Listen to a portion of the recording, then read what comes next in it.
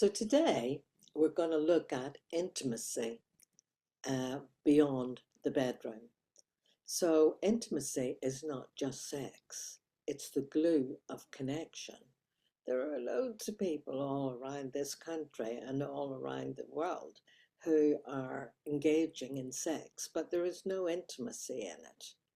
Intimacy is about connection, it's heart to heart, and it shows up in the laughs we share, the touch on the shoulder, the long conversation over coffee. Desire matters, but presence creates intimacy and emotional honesty, which ties in with feeling safe. We can be emotionally honest. That's what creates intimacy.